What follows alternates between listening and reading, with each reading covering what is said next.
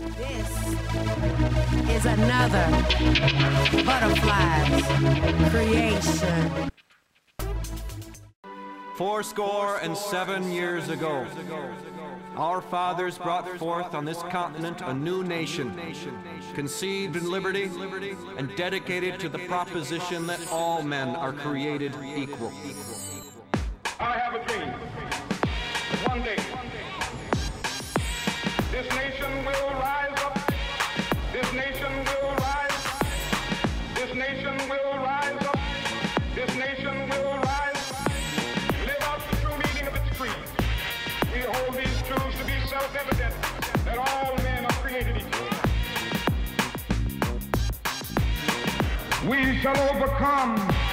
Deep in my heart, I do believe we shall overcome. No, I join hands so often with students and others. Healthcare is a right. Healthcare is a right. All right. Good stuff.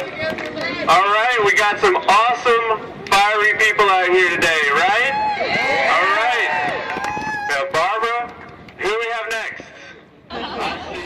We're here because we're looking for a day that we will call, where's my spot? The day of healthcare justice. It's a day when nobody will be despised. It's a day when none of us will be dispossessed. It's a day when none of us will be disrespected. On that day of justice, there won't be 600,000 plus who knows how many thousands more people living on our streets and shelters. On that day of justice, there will not, the Affordable Care Act may have passed, may have been fully implemented, but when the day of justice comes, there won't still be 30 million people uninsured in this country. When the day of justice comes, there will not be 2 million people locked up in cages throughout this country, exceeding the rest of the world put together. When that day of justice comes, 8 or 9% of our neighbors will not be walking the streets looking for work. That day will come on account of what you are doing here and now. You're speaking out for the inalienable rights of all human beings. You're building housing so people can simply live in a place. Forward, forward, forward. Hiya. And at home, you're taking care of people's mental health and their physical health. The day will come because human rights are contagious. You give people the right to practice their religion freely. And before you know it, people have free speech. And then people have the right to vote. And then people have equal protection under the law. And one day you wake up and people have a right to health care and to housing. Justice will come because we woke up this morning, every one of us, longing for it. The day of justice will come because we spent this day in rooms over at that hotel working for it. The day of justice will come because tonight we call out for it as publicly as we know how. The day of justice will come because it already exists. We woke up with it in our hearts this morning. The day has dawned. And we live right now in the, kind of the bright sunshine of the community that existing in our hearts creates.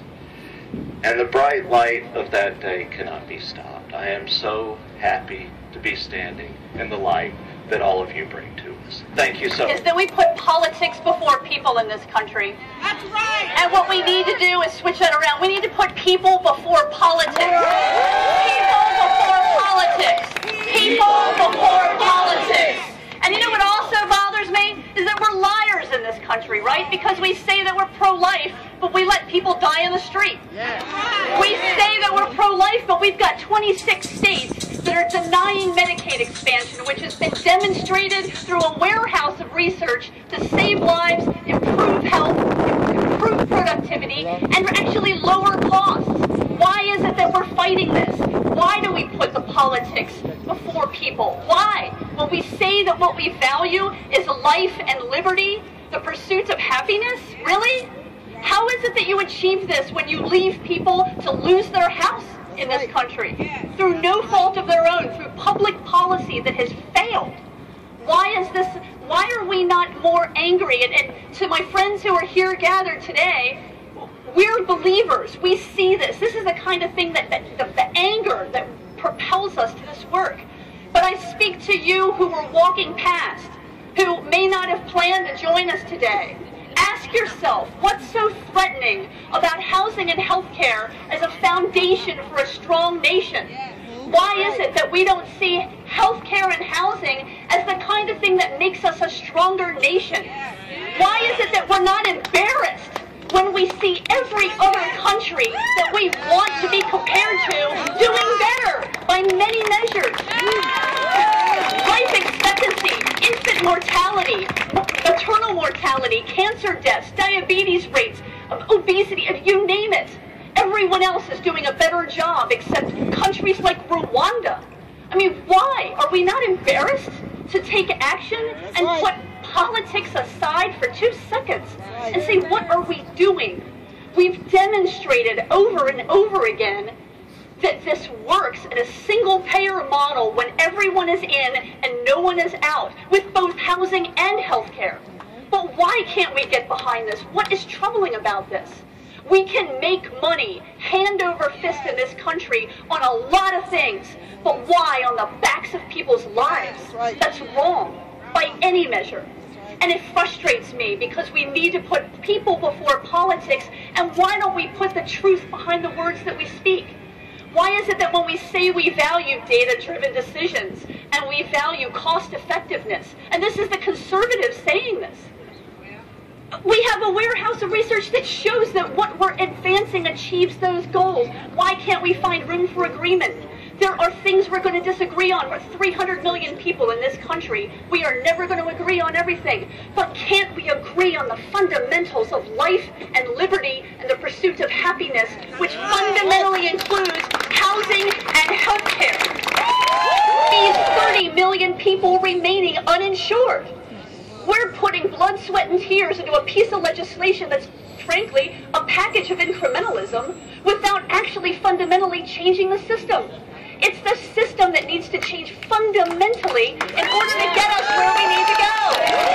The Affordable Care Act is a tiny little piece, folks. But if you're passing here and you're thinking about what this really means for us as a country, the Affordable Care Act is nothing but a jobs bill, folks.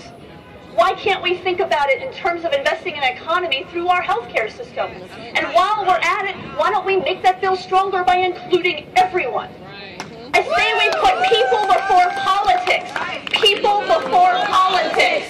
People before politics. Please join us in this fight. Thank you. By hearing what Barbara talked about, reminded us that every other country in the world, every developed country has what we don't have: universal access to health care, a single-payer system, health care for all of its citizens. I went to the Supreme Court today just to walk around, and on the top of the building there's a saying that says, "Equal justice under law." And I went into the bookstore and was looking through some books. And there was a bookstore, in the bookstore was a book about the decision in 1896, Plessy versus Ferguson, which created the doctrine of separate but equal. And on the back of the cover, one of the professors said, "This book shows us that adherence to the law doesn't bring justice." So whenever we see there's a law that we have to follow that doesn't bring justice, we should do what people have done throughout our history. 50 years ago, 250,000 people assembled on an August day not far from here and went about and changed history. We can do the same. What we need is, we have the facts, we have the information, we even have the dream that everybody in this country shares. Conservative, liberal, rich, poor.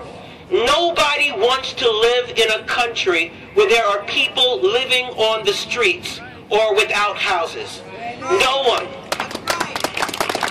stands it. Not everyone sees the injustice of it because it's not brought into their faces.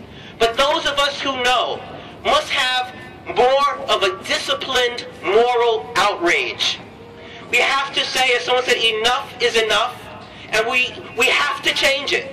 We can't wait for another year because there will be someone else dying tonight. We need to change this. We can change this. We can mobilize, we can shout, we can tell other people, as we go back home, we will write letters, we will tell other people, go to City Hall, go to the state capitol, write to your congressman, write to your senator, and tell them that health care is a matter of life and death. It's not for the few, it is for everyone. Dr. Philip recognized that health care was the right. When homeless people and people residing in certain locations were coming into the emergency room and they were near death's door. And he says, why are they waiting so long to come when they could use services immediately? So he took the premise that you take the services to the people. And he took the services to the people and he set up clinics with teams of doctors, nurses, social workers, case managers to deliver services where people congregate, live. And that's the basic premise. And the model has been based on a patient-centered approach. And that's a common theme for all the safety health net providers. So this, for all of you to know that that's what you do. And that is so important because it makes a difference. Because we were one program in New York City, and there were 3 other programs around the country, Robert Wood Johnson decided to say, if you could replicate this program around the country, and guess what? They did! We were successful! And you know what? Because we were successful, we got federal dollars and funded all those 19 programs. And you know what happened after that? More programs grew because the need was there. Because you know why? The safety net providers are needed, and healthcare is a right. My name's Gary Cobb. I do want to acknowledge that what we all know is that the safety net saves lives, right? So healthcare is a right, safety net saves lives.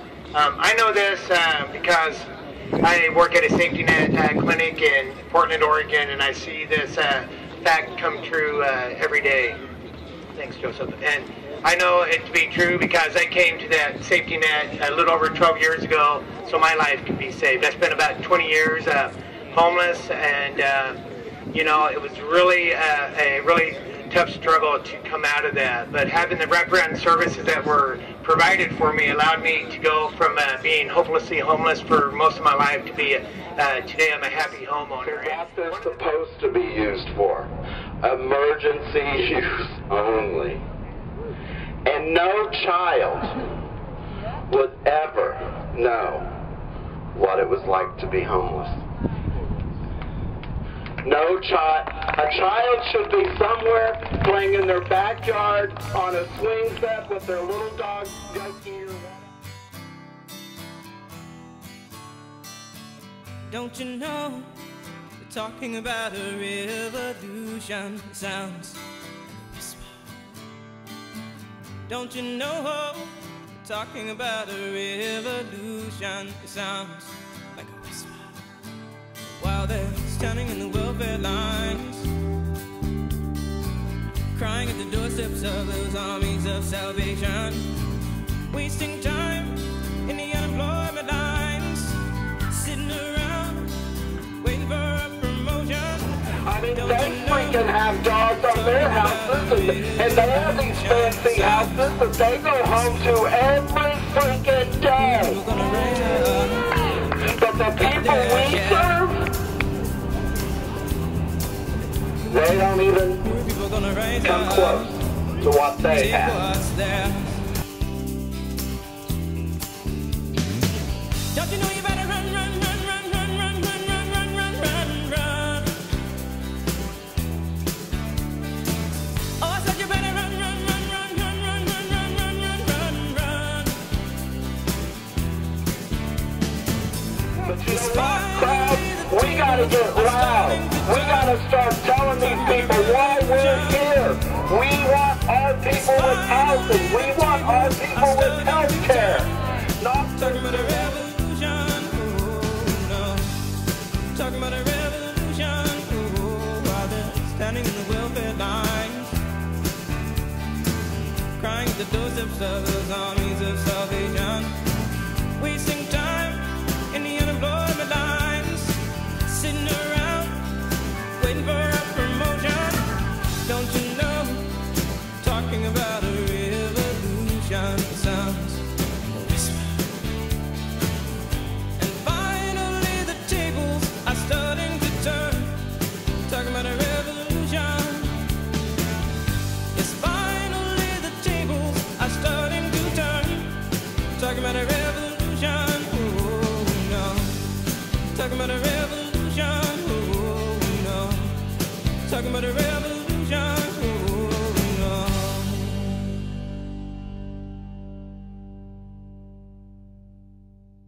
We need to put people before politics. People before politics. People before politics. And you know what?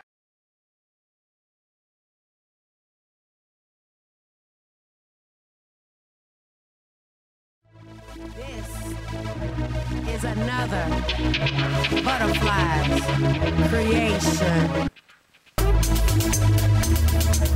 It's a good